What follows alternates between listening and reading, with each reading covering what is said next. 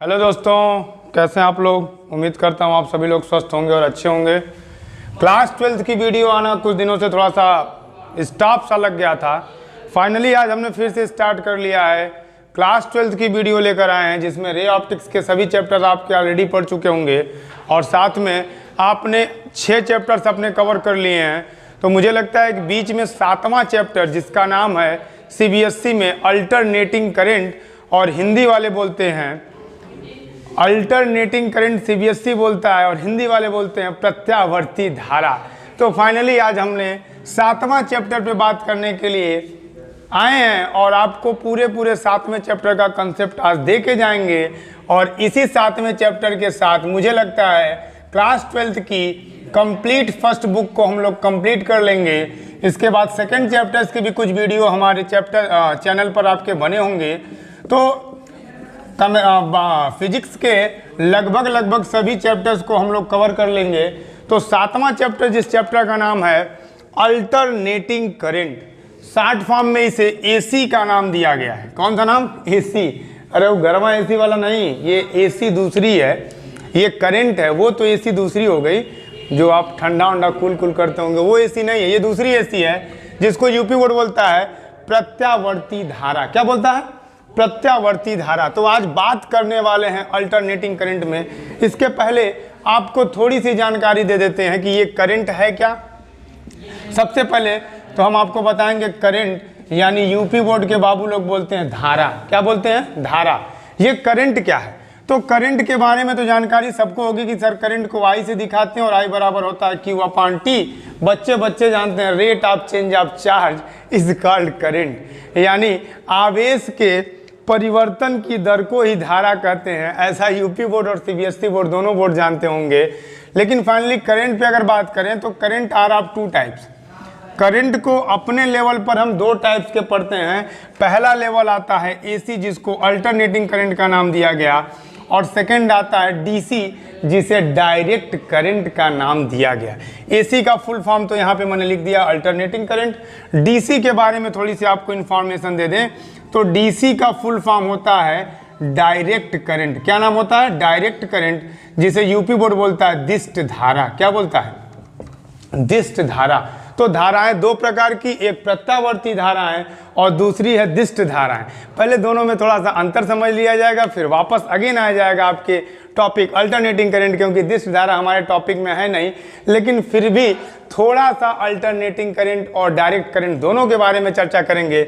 Graph की मदद से आपको समझाने का प्रयास करूंगा। या यूपी हो या CBSE बोर्ड हो, ये तो कंफर्म पता ही होगा कि दोनों बोर्डों को एक साथ बैच हम लोग चलाते हैं, तो उसमें कोई तकलीफ नहीं होगी, चाहे आप यूपी बोर्ड के हो या CBSE बोर्ड के हैं। जैसे नॉर्मली ये ग्राफ की मदद से समझाने का मतलब क्या है कि मैंने ये आपका एक ले लिया ग्राफ लेने का सेंस मेरा क्या था कि इस पे टाइम चेंज होती है। इस पे कौन चलती है? टाइम। अब होता क्या है, जैसे यहाँ पे मैंने एरो पे लिख दिया T। होता क्या है कि जब करंट पीरियोडिकली चेंज होती है, जब करंट क्या होती है? पीरियोडिकली चेंज होती है, यानी एक निश्चित समय के बाद जब धारा का मान बदल जाता है, निश्चित समय अंतराल के बाद जब धारा का मान बदल जाता है तो उसे बोलते हैं अल्टरनेटिंग करंट। और जब यही धारा बिना बदले, अपने डायरेक्शन को बिना चेंज किए कंटिन्यूस और सिंगल पाथ को फॉलो करती है तो उसी को बोलते हैं दिष्ट धारा यानी DC। AC का सेंस क्या था? AC में हमने बताया कि करंट, देखो करंट तो करंट ही होती है यार, rate of change of charge वो I = Q/T सेम है। लेकिन वही करंट जब समय के साथ यानी टाइम के साथ पीरियोडिकली मतलब क्या है? एक निश्चित समय अंतराल के बाद, जैसे मैं निश्चित समय अंतराल की बात करूं तो ये 0 हो गया और ये आपका मैंने लिख दिया T/2, ये कंप्लीट मैंने लिख दिया T मतलब एक चक्कर। अब थोड़ा सा पीछे चलते हैं, बैक चलते हैं। तो बैक में क्या आपने पढ़ा होगा? आवृत्ति पढ़ा होगा जिसको CBSE में फ्रीक्वेंसी कहते हैं। आपने तरंग दैर्ध्य पढ़ा जिसे CBSE में वेवलेंथ का नाम दिया जाता है। और एक होता है टाइम पीरियड जिसे आवर्त काल कहा जाता है। तो मीन्स मेरे कहने का मतलब एक चक्कर कंप्लीट करने में जो समय लगता है शायद उसी का नाम आवर्त काल होगा। To complete 1 revolution the time is called time period, capital T से उसको दिखाते होंगे। और उसकी आवृत्ति को यानी नंबर ऑफ टर्म्स, एक सेकंड में कितने नंबर ऑफ टर्म्स होते हैं उस चक्कर के, उसी को उसकी आवृत्ति कहते हैं, जिसको एन से, एफ से, न्यू से, 3 नाम से दिखाते हैं। किसको? फ्रीक्वेंसी को दिखाने के 3 नाम, एन, एफ, न्यू, और साथ ही में टाइम पीरियड को दिखाते हैं टी से। तो मैंने कहा एक कंप्लीट चक्कर, एक कंप्लीट चक्कर मतलब कहाँ, 0 से स्टार्ट करते हैं, 0 से स्टार्ट करने के बाद यहाँ आए हाफ, और यहाँ आ गए क्या, फुल टाइम लग गई, और इसी फुल टाइम तक चलने में जो समय लगा उसी समय को बोलते हैं टाइम पीरियड, कैपिटल टी। ये टी है ये। और साथ ही में यहाँ पे देखिए कोई रिवॉल्यूशन नहीं हो रहा है, करंट क्या है, चेंजेस नहीं हो रही, करंट जिस पाथ पे आ रही है उसी पाथ को फॉलो करती हुई चली जा रही है। यहाँ पे आधे समय के लिए ऊपर, फिर आधे समय के लिए नीचे, फिर अगेन समय के लिए ऊपर, यानी जितना ऊपर उतना ही नीचे। तो अब एक पीरियाडिक टाइम, एक मतलब पीरियड बना कि नहीं बना, तो जब एक पीरियड के बाद करंट की वैल्यू चेंज होती है तो उसी को बोलते हैं अल्टरनेटिंग करंट। ऐसी करंट, यानी ये कह लीजिए ऐसी धारा जिसका मान एक निश्चित समय अंतराल के बाद परिवर्तन हो जाता है, उसी को बोलते हैं प्रत्यावर्ती धारा। यहाँ आपने देखा, और यहाँ पे अभी हम निकालेंगे भी, जैसे यहाँ पे देखिए अब 4th पार्ट हो गया, और ये क्या हो गया, 3/4 पार्ट हो गया, 3t/4, और अगेन ये t मिल गया। तो t/2 के लिए साइकिल कहाँ थी, ऊपर, और अगले t/2 के लिए साइकिल कहाँ थी, नीचे। तो जितना ऊपर चला उतना नीचे चला, और ऊपर नीचे जब बराबर हो गया तो यहीं पे आपका एक कंप्लीट साइकिल हो गया। और एक कंप्लीट साइकिल के लिए इसकी हम क्या निकाल सकते हैं, मीन वैल्यू निकाल सकते हैं, मीन्स एवरेज, औसत मान निकाल सकते हैं, संपूर्ण आवर्तकाल निकाल सकते हैं, वो भी हाफ टाइम पीरियड के लिए और फुल टाइम पीरियड के लिए। तो फिलहाल मैंने आपको थोड़ा सा ये समझाने का प्रयास किया कि जिस करंट का दिशा, यानी the current which whose direction is not change continuously is called direct current, और the current whose direction change alternately is called AC, यानी अल्टरनेटिंग करंट। ये करंट के दोनों फॉर्म आपने देख लिया।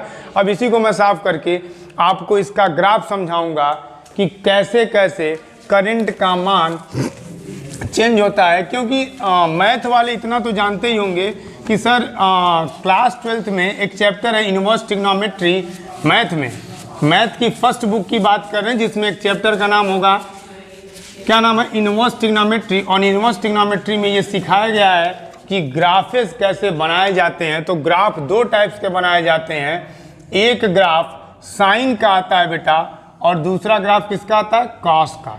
तो 2 प्रकार के ग्राफ आपके मैं बोर्ड पर बना रहा हूं। अंतर देखिएगा, अंतर समझने का प्रयास करिएगा, ध्यान से देखिएगा।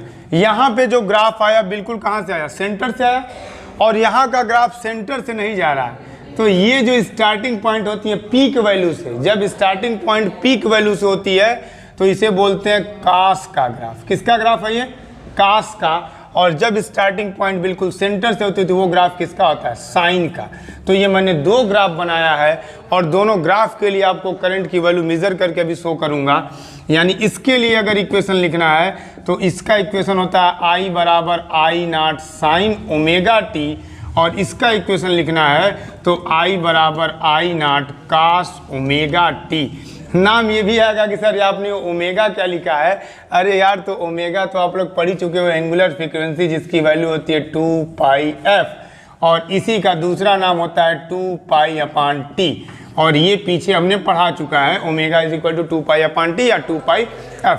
अब बात ये आती है कि सर आपने डायरेक्ट इक्वेशन कैसे लिख दिया, I = I0 sin ω t।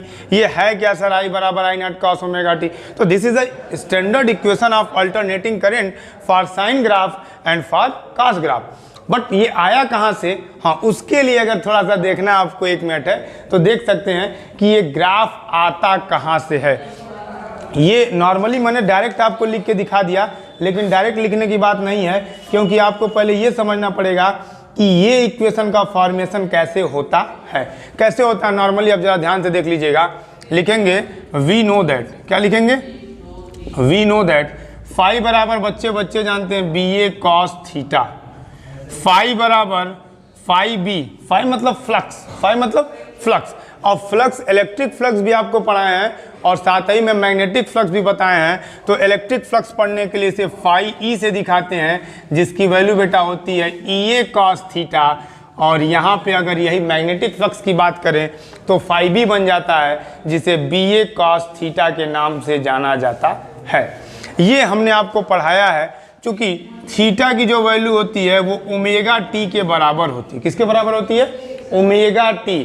Theta is equal to omega T, याद करिएगा।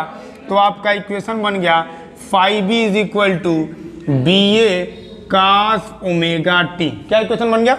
फाई बी बराबर B A cos omega T. और हमने 6वें चैप्टर में आपको पढ़ाया है, किसमें?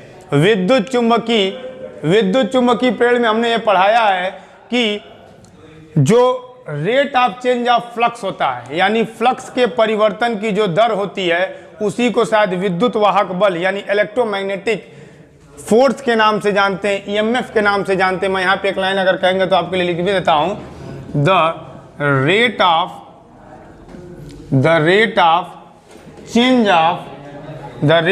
Change of flux is called electromagnetic induction, EMI short form में। यूपी बोर्ड में बोलते हैं कि फ्लक्स के परिवर्तन की दर विद्युत वाहक बल कहलाती है, जिसको फराडे का फर्स्ट लॉ के नाम से भी जाना जाता है। E बराबर आपने पढ़ा होगा d phi minus d phi upon d t. तो डी अपान डी टी को तो छोड़ दिया जाए और फाई की वैल्यू अभी निकालें, कितना?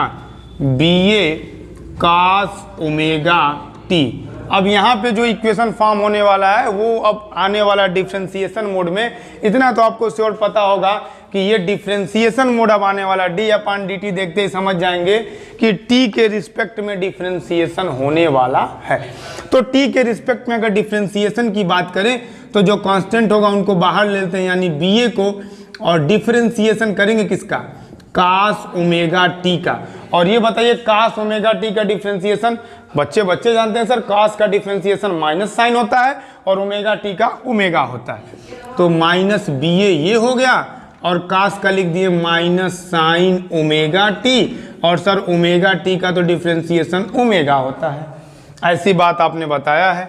तो ठीक, अब इतना जब सब कुछ क्लियर है तो माइनस माइनस क्या हो जाएगा? प्लस, और ये बन गया B A omega sine omega T. ये इक्वेशन बन गया किसका? ई का, यानी विद्युत वाहक बल का। और विद्युत वाहक बल को ही वोल्टेज का नाम दिया जाता है। ध्यान से देखिएगा, आपने देखा कि ई बराबर सर बन गया B A omega sine omega T, और ये तब फॉर्म हुआ जब फेरों की संख्या कितनी थी? 1। फेरों की संख्या 1 थी, तब ये इक्वेशन लिखेंगे if the number of turn is equal to n। यदि फेरों की संख्या कितनी हो बेटा? n हो। फेरों की संख्या मैंने कहा n हो, तो यही इक्वेशन बन जाएगा NBA omega sine omega T. क्या बन गया?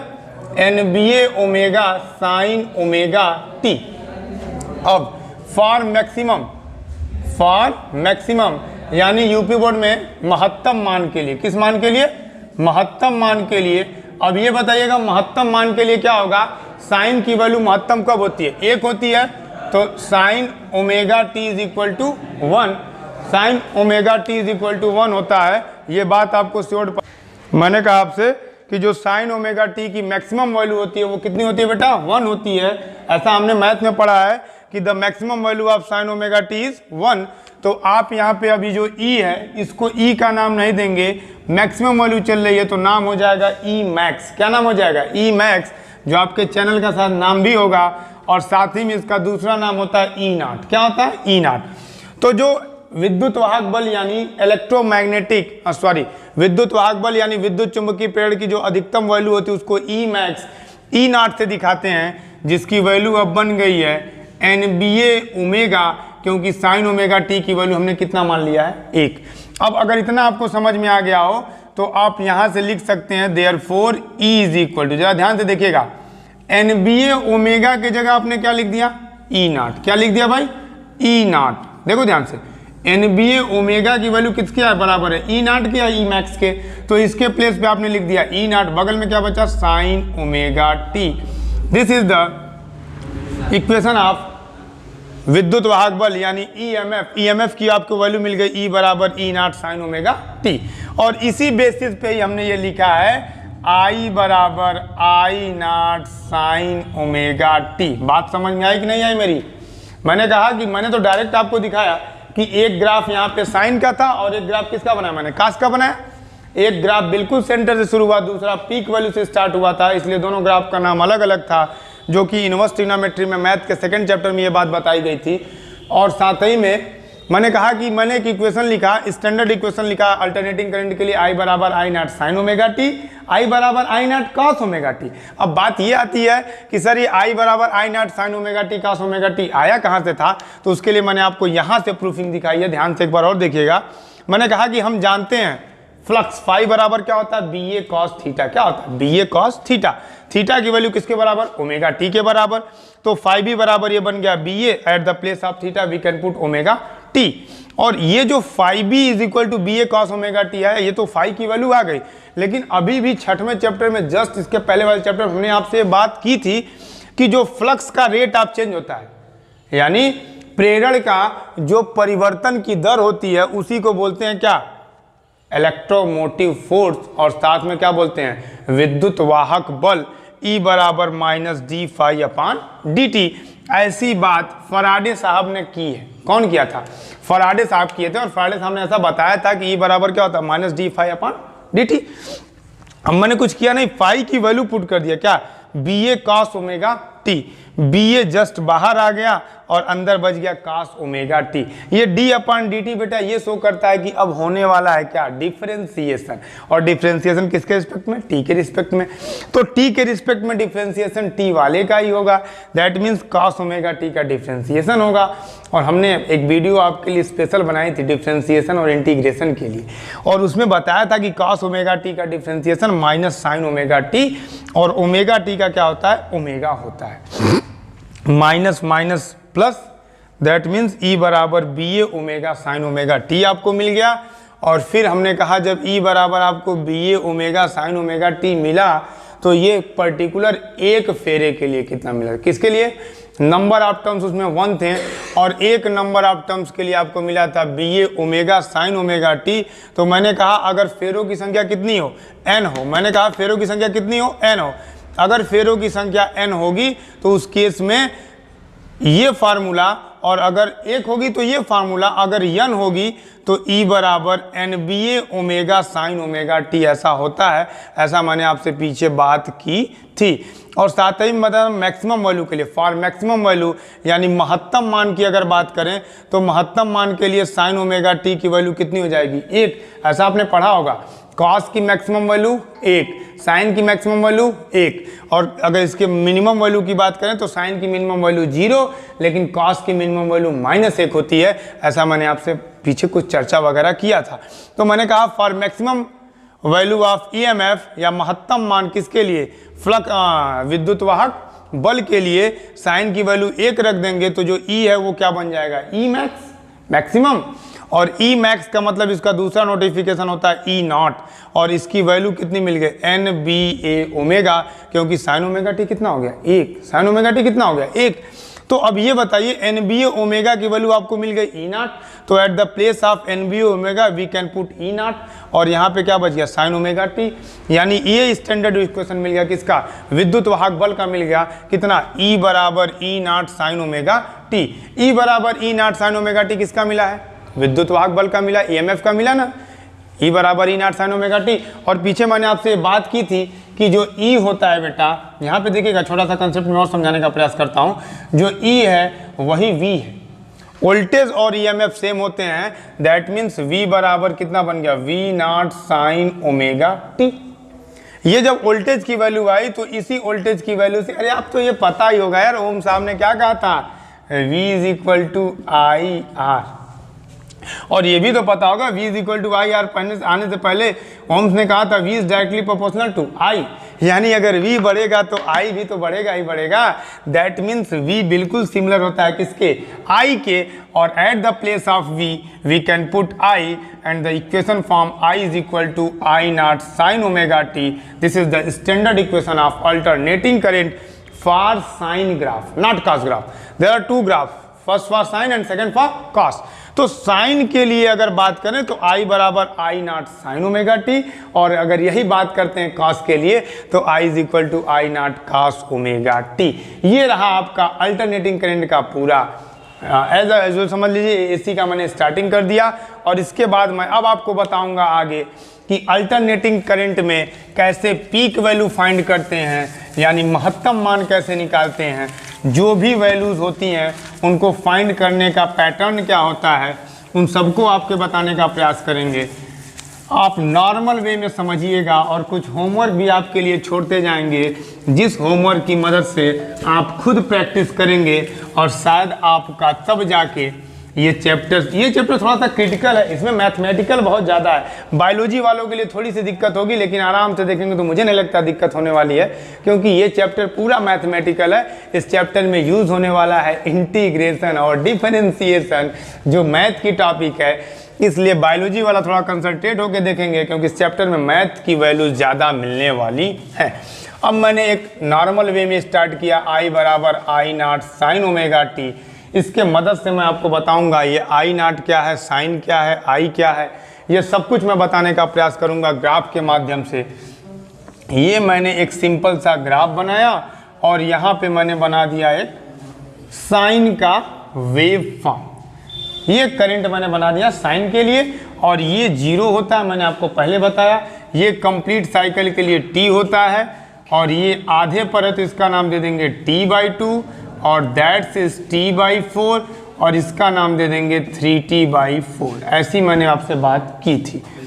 तो अगर इस बात की हम बात करें तो इस बात के लिए कंफर्म है कि आपको जगह जगह टी की वैल्यू पुट करके आपको इक्वेशन फाइंड करनी है। कैसे फाइंड करने हैं वो तरीका मैं आपको समझाऊंगा। अगर बात करें आई बराबर I naught sine omega T की, तो इसमें टी की पहली वैल्यू आपको क्या पुट करना है, जीरो। इसमें भाई टी की पहली वैल्यू आपको जीरो पुट करनी है। तो at the place of T अच्छा सुनो, एक चीज़ और देखते हैं, यही तो थोड़ा सा चेंज कर लेते हैं यार। ओमेगा की वैल्यू अभी मैंने बात किया था 2π/t, जिसकी प्रूफिंग 11th में करा चुका हूं, जिसको एंगुलर फ्रीक्वेंसी का नाम दिया जाता है। Angular frequency omega is equal to 2π/t, या इसी का नाम होता है 2πf, because f is equal to 1/2। यार ये तो जानते ही होंगे आप, नॉर्मल है।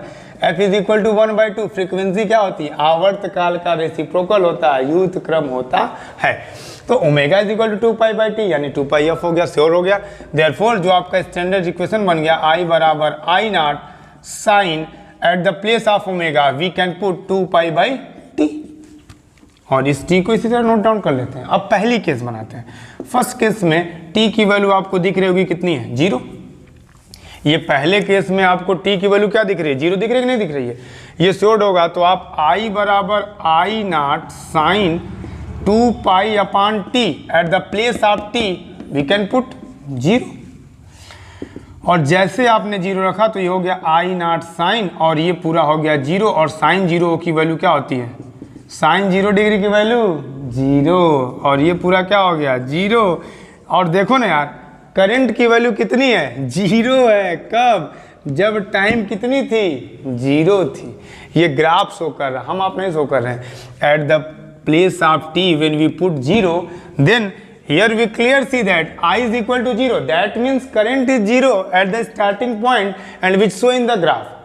Okay, so let us start. The next second point is at the place of t we have to put t/4. At the place of t we have to put t/4. Clear? Now we can write a equation I is equal to I naught sine 2π/t. That is the main equation.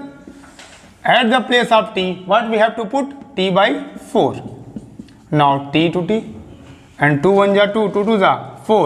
Now the standard equation is I naught sine π/2, and the value of π/2 you know 90 degree. Sine 90 is equal to 1. You know these things. Now I is equal to I naught. At the place of sine 90, we can put 1. So our main value is I is equal to, when multiply I naught to 1, then we got I naught. That means I is equal to I naught. ये जो value आई t/4 पे आपने देखा कि at the place of t when we put t/4 then we got at the place of I naught, means ये जो value है ये कैसी वैल्यू है, आई नॉट है। आई नॉट का मतलब सबसे ऊपर है ना, तो एक चीज ये जान जाइएगा, यहीं पे मैं क्लियर करता हूं कि आई नॉट को बोलते हैं peak value of current CBSE board में, और यूपी बोर्ड में बोलते हैं शिखर मान। कौन सा मान, शिखर मान, किसका, धारा का। तो धारा का शिखर मान T/4 पे मिल गया आई नॉट। अरे यार सिमिलरली इसी तरह आप क्या करना, eight the place of T/4 put कर देना, नॉर्मल है यार। आप क्या करना, बस जैसे जैसे आपका ग्राफ बढ़ रहा है आप वैल्यू को भी पुटअप करते हुए चले जाना। अब T के जगह T/4 तो हो चुका था, अब T के जगह क्या पुट करेंगे, T/2। तो I इज इक्वल टू क्या होता है, आई नॉट साइन 2π/T होता है सर, और बगल में ये T है, और इस T के जगह सर हमको पुट करना है T/2। हमने पुट कर दिया, ये T से T चला गया, 2 से 2 चला गया, तो मिला क्या, I is equal to I naught sine pi. अब ये बताइए साइन पाई मतलब कितना, साइन 180 डिग्री। साइन पाई मतलब क्या होता है, ये तो कंफर्म चीज होगी कि आपको ये श्योर पता होगा कि value of sine pi is equal to sine 180 degree, और साइन 180 की डिग्री शायद होती है कितनी, 1 होती है। ये भी आपको श्योर पता होगा, sine pi is equal to कितना, 1, और I is equal to I naught, sorry sine 180 की वैल्यू कितनी होती है, 0 होती है। साइन 90 की वैल्यू 1 होती है, साइन 0 की वैल्यू 0 होती है, और साइन 180 की वैल्यू भी क्या होती है, 0। तो ये हो गया आई नॉट, और साइन पाई की वैल्यू 0, तो आई इज इक्वल टू क्या हो गया, 0। और यहाँ दिख भी रहा है T/2 पर फिर जो करंट हो गई वो कितनी हो गई, 0। अगेन आप आइएगा और T की अगली वैल्यू आप पुट कर दिएगा 3T/4। अब आप इतना होमवर्क में नोट कर लीजिए, T की जगह आप पुट करिएगा 3T/4, और उसके बाद एक और पुट कर दीजिएगा T की जगह कैपिटल T। जब आप 3T/4 पुट करेंगे तो ये मुझे श्योर पता है कि I की वैल्यू आपको मिलेगी माइनस आई नॉट। क्या मिलेगी, माइनस आई नॉट। और ये देखा आपने, ये महत्तम मान है, ये तो आई नॉट मिलेगा, लेकिन अब आप मुझे ये बताइए, ये ऊपर था तो प्लस और ये नीचे था तो माइनस, लेकिन वैल्यू क्या है कि ये पीरियोडिकली चेंज होती है। तो मैंने पहले ही आपसे बता दिया था कि एक निश्चित आवर्त समय काल के बाद आपकी जो धारा का मान होगा वो परिवर्तन हो जाएगा। तो जब आधे समय के लिए ऊपर गया उस समय T/4 पर मैक्सिमम हुआ, और जब आधे समय के लिए नीचे गया उस दौरान सर 3T/4 पर मैक्सिमम हुआ।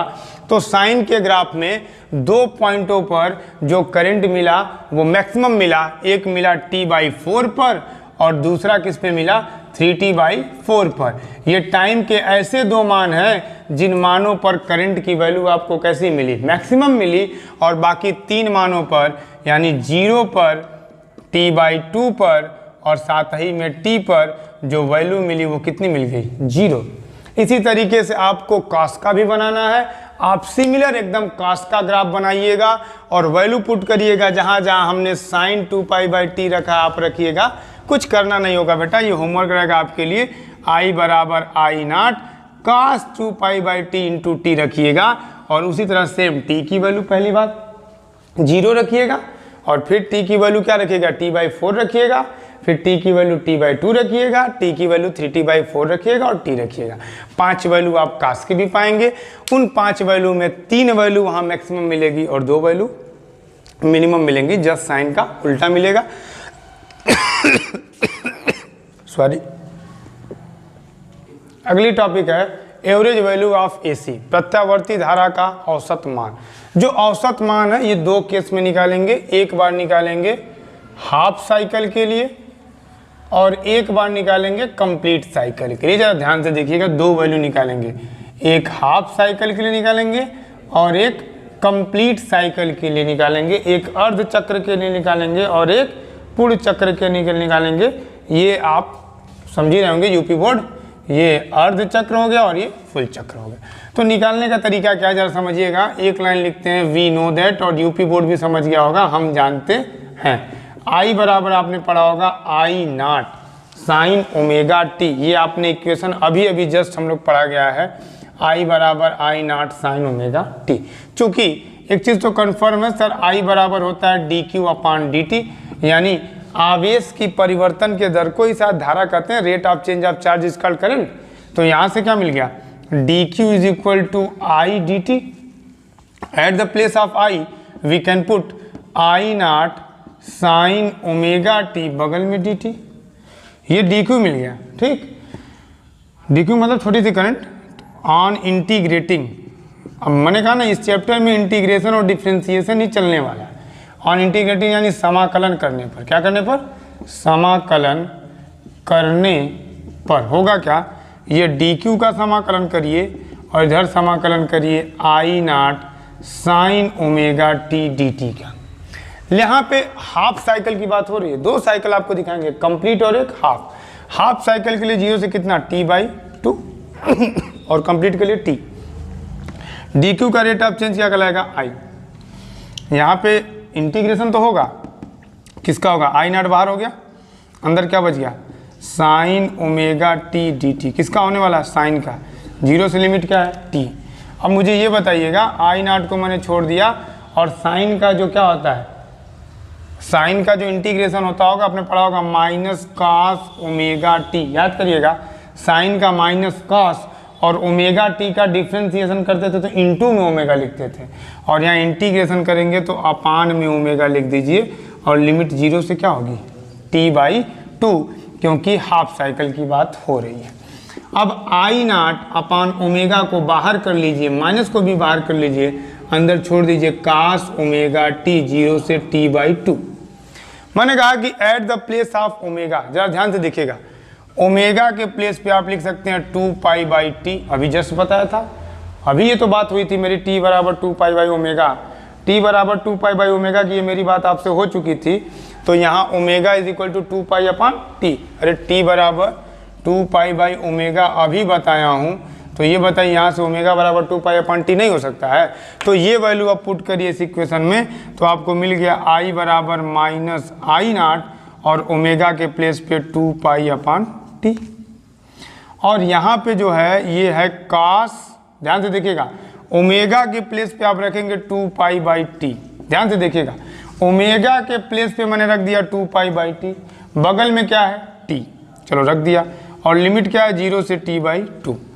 अब मुझे एक चीज़ ज़रा ध्यान से बताइएगा, ये अपान का अपान है तो t ऊपर चला गया ना, माइनस आई नॉट t/2π। और एक बार यहाँ पे आपको पता ही होगा अपर लिमिट रखते हैं और एक बार क्या रखते हैं, लोअर लिमिट। ये फार्मूला मैंने आपको करा दिया है इंटीग्रेशन का, upper limit minus lower limit. ध्यान से देखेंगे तो समझ में आएगा, 2π/t को छोड़िए, eight the place of t एक बार आप रख दीजिए t/2 अपर लिमिट, और एक बार आप क्या करिए, इस t के प्लेस पे क्या रखेंगे 0, यानी upper limit minus lower limit. ये t से t चला गया, 2 से 2 चला गया, यानी बचा कितना, i is equal to minus I naught t/2π। और यहाँ पे क्या हो गया, cos पाई बच गया, क्या बच गया, cos पाई, यहाँ में कोई दिक्कत होगी नहीं, cos पाई बच गया, और ये बच गया 0 से गुणा करेंगे तो cos 0 डिग्री, cos पाई यानी cos 180 डिग्री। और cos 180 डिग्री की वैल्यू शायद आपने पढ़ा है -1, और cos 0 की भी वैल्यू -1, और -1 मास में मिल क्या हो गया, -2 हो गया, -1 और -1 मिलकर क्या हो गया, -2 मिल गया।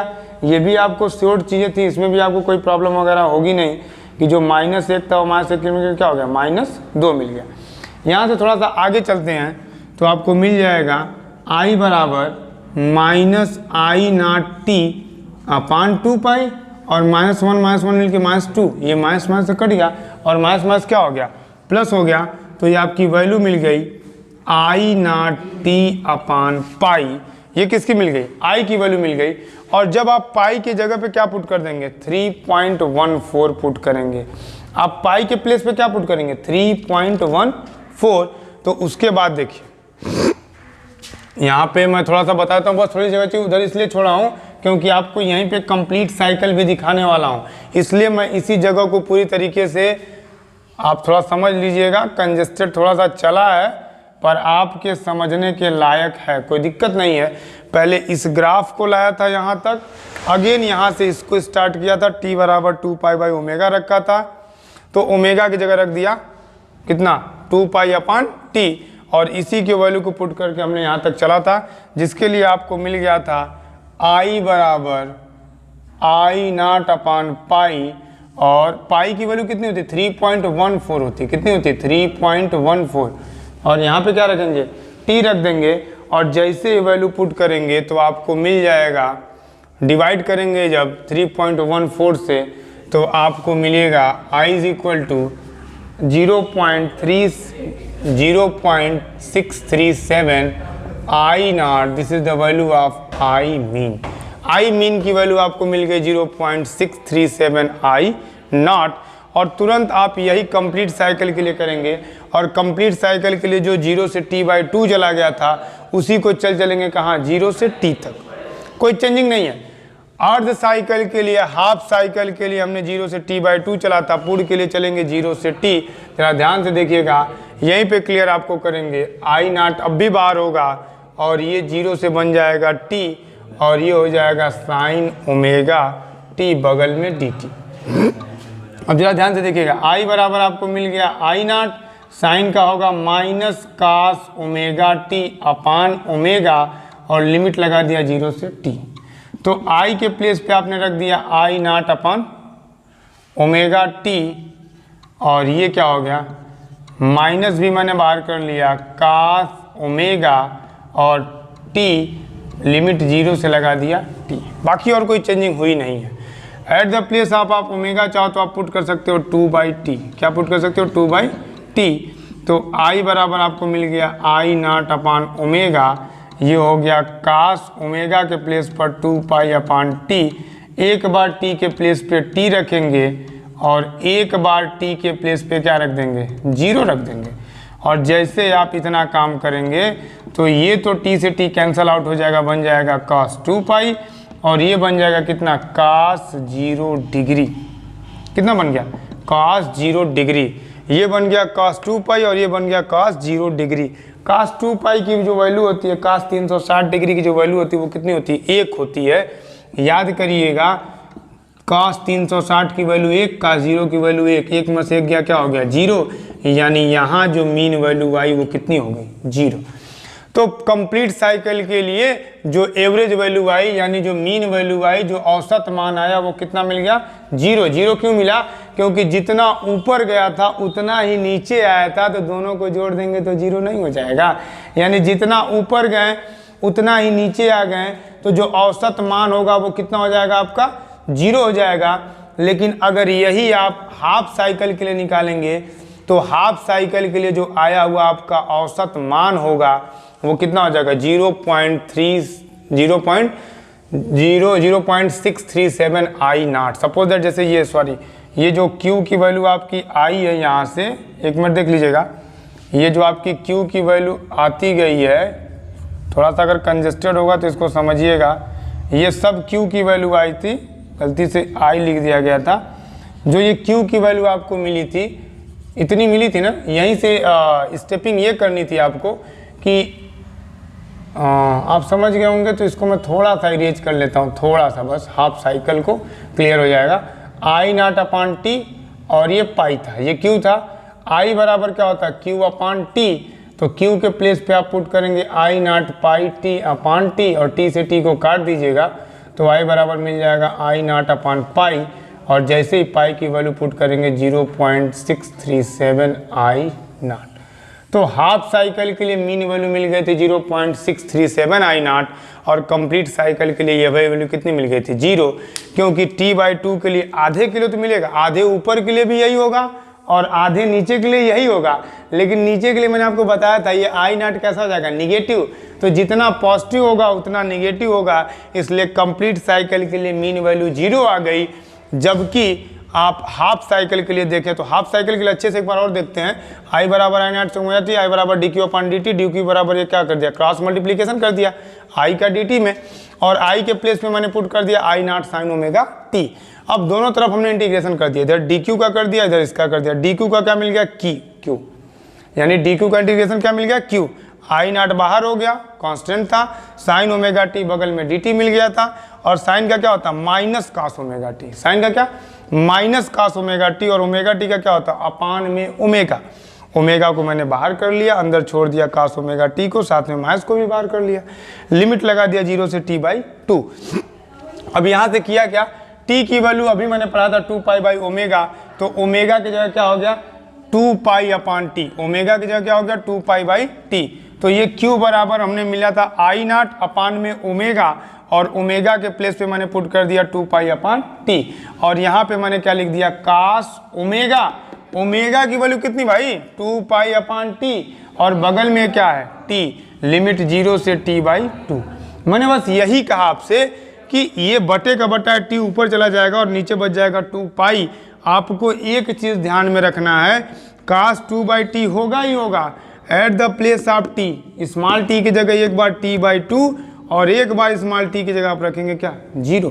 टी से टी कट गया, 2 से 2 कट गया, क्या बचा कास पाई, और ये क्या बच गया कास 0 डिग्री। कास पाई की वैल्यू -1 और कास 0 की वैल्यू 1 होती है, और साथ ही हमने देखा यहाँ पे तो क्यू बराबर आपको मिल गया आई नॉट टी अपान 2 पाई और -1 माइनस मिल के -2, 2 से 2 कट गया, माइनस माइनस प्लस हो गया, क्यू बराबर मिल गया आई नॉट पाई अपान टी।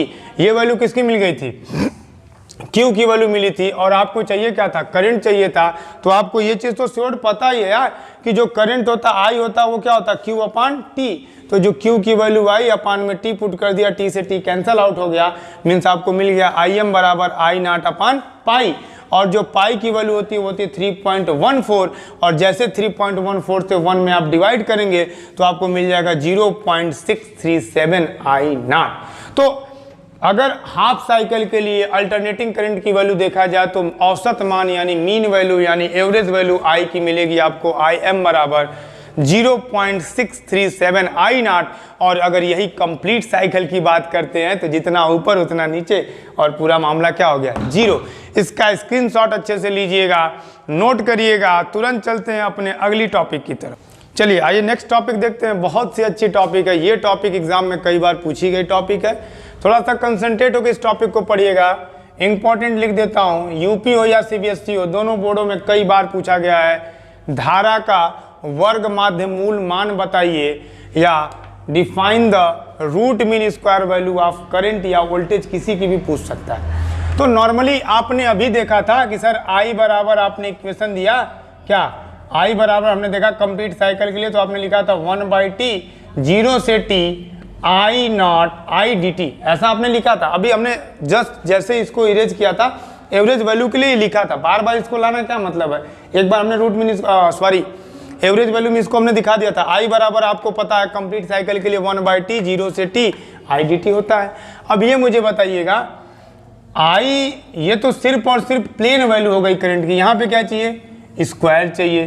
तो आई के ऊपर क्या लगाइए स्क्वायर, और यहाँ भी क्या करिए आई के ऊपर क्या लगा दीजिए स्क्वायर, बगल में क्या हो जाएगा dt, और फिर क्या चाहिए मीन, तो यहाँ पे क्या लगा दीजिए मीन, और लास्ट में क्या लगा देंगे रूट। तो पहले मीन निकाल लेते हैं, और मीन निकालने के बाद क्या निकाल देंगे रूट। तो 1/t at the place of I we can put I naught sine omega T, और पूरे का क्या कर दीजिए स्क्वायर। ध्यान से देखिएगा अच्छे टॉपिक है। यहाँ पे आप करेंगे आई नॉट, आई के प्लेस पे क्या रखेंगे आई नॉट साइन ओमेगा टी, बगल में क्या कर देंगे dt। अब मुझे ये बताइएगा जरा ध्यान से देखिएगा, कंसेप्ट ध्यान से देखिएगा, आई नॉट का तो हो जाएगा स्क्वायर और बगल में हो जाएगा साइन स्क्वायर ओमेगा टी, बगल में dt। आई नॉट स्क्वायर को तो बाहर कर लेंगे भाई श्योर्ड है, और लिमिट क्या है 0 से t। कंप्लीट साइकिल की बात करेंगे, एवरेज वैल्यू निकालने तो एवरेज तो ठीक है हाफ और फुल के लिए निकलता है, लेकिन जब रूट मीन स्क्वायर की वैल्यू की बात होगी तो कंप्लीट साइकिल पे ही बात होगी, हाफ साइकिल के लिए बात नहीं होगी। तो मैंने कहा कि आई आपको मिल गया, ये क्या मिल गया स्क्वायर का मीन निकला, अभी रूट निकालना, और ये आई स्क्वायर अपान टी, और अंदर क्या sine square omega T. Sine cos का हो सकता है इंटीग्रेशन, लेकिन स्क्वायर का इंटीग्रेशन नहीं होता है, जिसको मैथ वाले जानते हैं। तो साइन स्क्वायर थीटा वाला फॉर्मूला होता है 1 माइनस कॉस 2 थीटा अपान 2। तो यहाँ पे पुट करेंगे 1 minus cos 2 omega T upon 2। This is a formula of, ये फार्मूला है किसका, ये फार्मूला है साइन स्क्वायर थीटा का। जैसे आपको बता दूं साइन स्क्वायर थीटा वाला फार्मूला होता है 1 माइनस कॉस 2 थीटा अपान 2, और एक फार्मूला होता है कॉस स्क्वायर थीटा बराबर 1 प्लस cos 2 थीटा अपान 2। ये दो फार्मूले होते हैं जिनकी मदद से हम साइन और कास के स्क्वायर का इंटीग्रेशन करते हैं। तो यहाँ पे अब नॉर्मल वे में हम इंटीग्रेशन करने वाले हैं, जिसके लिए 2 को तो बाहर ही कर लिया जाए, I naught square upon t 2t कर लिया जाए। और अंदर क्या बच गया, जरा ध्यान से देखिएगा, एक बच गया 1 और दूसरा बच गया cos 2 ओमेगा टी और बगल में मैंने लिख दिया dt। अब ध्यान से देखिएगा, मैं ये चाहता हूं कि दोनों को अलग अलग कर लिया जाए। अलग अलग करने का सेंस क्या है, बड़ा सा ब्रैकेट बना लीजिए, 0 से t एक बार 1 का कर लीजिए और एक बार 0 से t लिमिट सेम किसका करिए, cos 2 ओमेगा टी dt का। श्योर है। इसी को मैं ऊपर लेके आया और लिख दिया I square bar is equal to I naught square upon 2t, और 1 का जब dt के रिस्पेक्ट में आप एटा इंटीग्रेशन करेंगे तो मिलता है t, जो मैंने कई बार पढ़ाया, याद भी कर लेंगे बायोलॉजी वाले, dx का इंटीग्रेशन x, तो dt का कितना t। लिमिट क्या लगाएंगे, 0 से कैपिटल T। और यहाँ पर आप जो इसका करेंगे तो cos का क्या होता है, साइन 2 ओमेगा टी, और cos का तो साइन 2 ओमेगा टी हो गया, 2 ओमेगा टी का बटे में लिख देंगे 2 ओमेगा और लिमिट लगा देंगे 0 से t, बड़ा सा ब्रैकेट बना के इसको बंद कर लेंगे।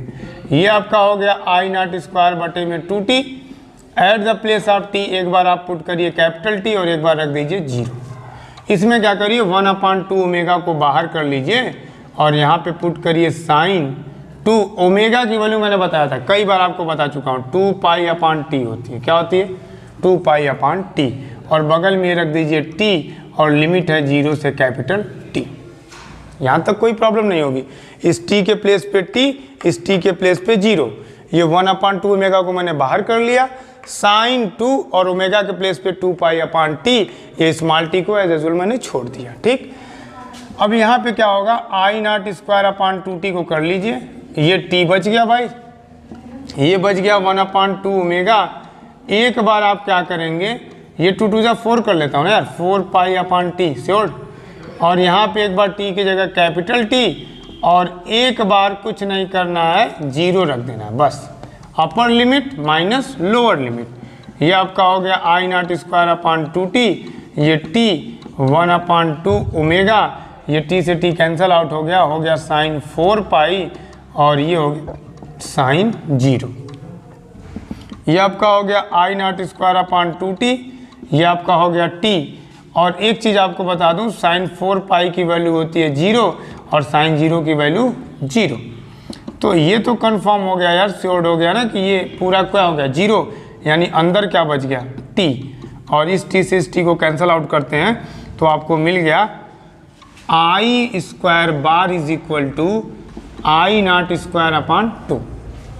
अभी मैंने कहा आपको रूट मीन स्क्वायर निकालना, रूट नहीं आपने लगाया, तो यहीं पे लगा देते हैं रूट आई स्क्वायर पे। देखिए एक मिनट, आपको निकालना आई RMS, तो आप लिखिए ना आई स्क्वायर पे बार और इसी का क्या लगा दीजिए रूट, जो आपने वैल्यू निकाला उसी को रूट में कर लिए तो वही RMS हो गया।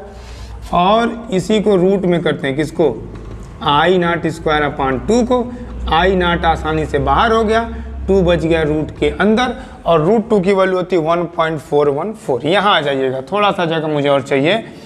आई RMS बराबर आपको मिल गया आई नॉट अपान रूट 2, और आप कहिएगा ये भी वैल्यू होगी, ये आपने याद कर लेना ये वैल्यू। सिमिलरली एक होमवर्क के लिए आपको छोड़ दे रहा हूँ, कॉपी कलम निकाल के होमवर्क के रूप में करिएगा। VRMS की वैल्यू जो आएगी वो भी आएगी V नॉट अपान रूट 2। ये आपका होमवर्क है, इसको प्रूफ करिएगा एज यूजुअल जैसे मैंने प्रूफ किया है। जहाँ जहाँ मैंने I लिया है वहाँ आप V लेंगे, बाकी कोई चेंजिंग नहीं करेंगे। और एक चीज़ अगर आप चाहते हैं, चूँकि रूट 2 बराबर तो होता है 1.414, तो आप ये भी कह सकते हैं कि सर IRMS बराबर आई नॉट अपान 1.414, और जब 141 से आप भाग देंगे किसी भी चीज़ में तो आपको मिल जाएगा IRMS बराबर 0.707 आई नॉट। ये रिलेशन आ गया पीक वैल्यू और रूट मीन स्क्वायर वैल्यू के बीच में। पीक वैल्यू और रूट मीन स्क्वायर के बीच में वैल्यू भी मिल गई और साथ ही में आपको मिल गया IRMS बराबर I0/√2, VRMS बराबर V0/√2।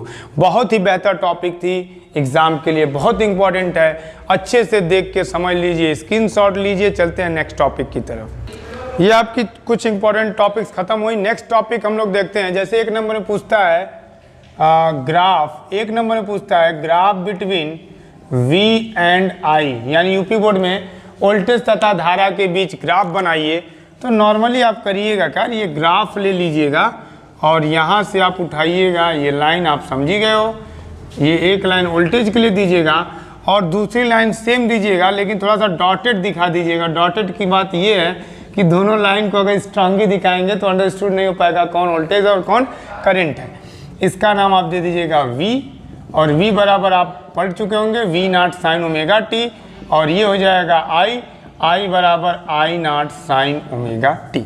ये यहाँ पे ना फेज ओज नहीं है, यहाँ पर फेज नहीं। जरा ध्यान से मेरी बात समझिए। यहीं पे आपको एक चीज़ मैं समझाने का प्रयास करूँगा, बहुत बेहतर चीज़ है, जरा इसको ध्यान से समझिएगा।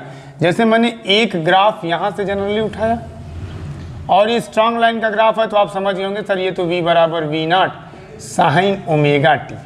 लेकिन दूसरा ग्राफ मैंने जस्ट यहाँ से उठा लिया, देखिएगा, दूसरा ग्राफ मैंने यहाँ से उठाया। अब ये देखिए, ये तो कास का ग्राफ है ना यार।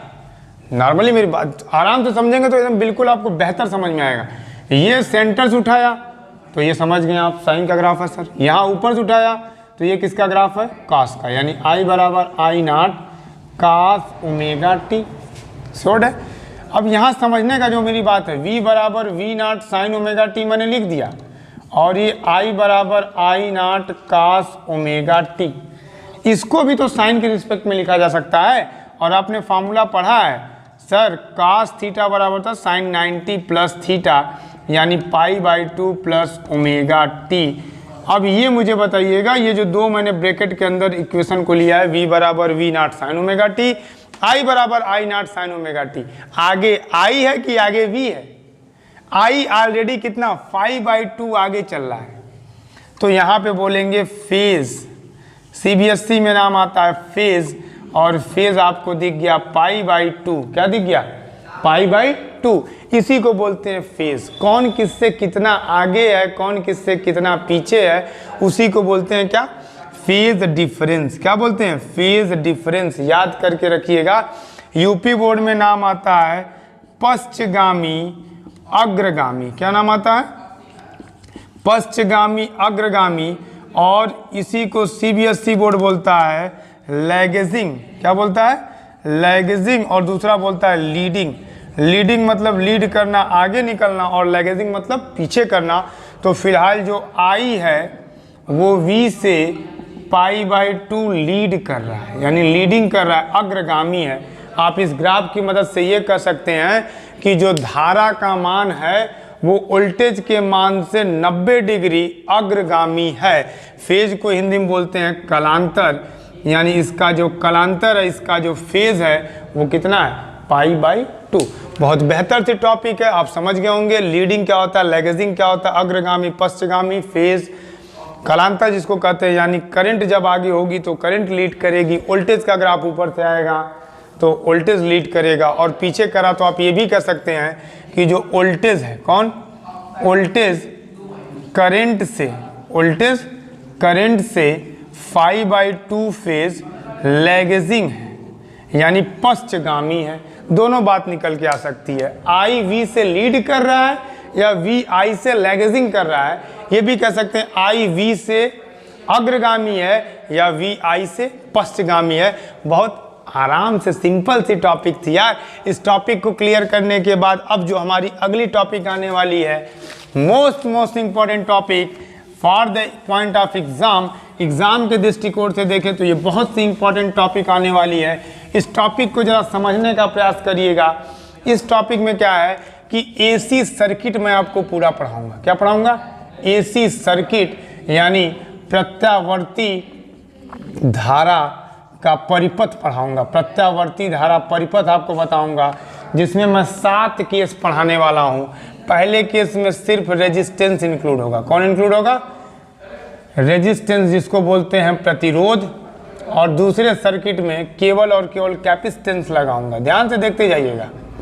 अभी आपको बहुत सी चीज़ें मैं यहीं पे क्लियर करूंगा जिसको बोलते हैं संधारित्र। क्या बोलते हैं? संधारित्र। ये पढ़ चुके हैं आप लोग दूसरे चैप्टर में, और ये आप पढ़ चुके होंगे पहले चैप्टर में या तीसरे चैप्टर में पढ़ेंगे, रेजिस्टेंस तीसरे में। एक होता है इंडक्टेंस, इंडक्टेंस को बोलते हैं प्रेरकत्व, छठवें चैप्टर में पढ़े हैं। और इसके बाद चौथा में आएगा जिसमें एलसी सर्किट कह लो, और पांचवा कह लो सीआर सर्किट, और छठवां कह दो एलआर सर्किट, और सातवां कह दो कौन सी? LCR circuit.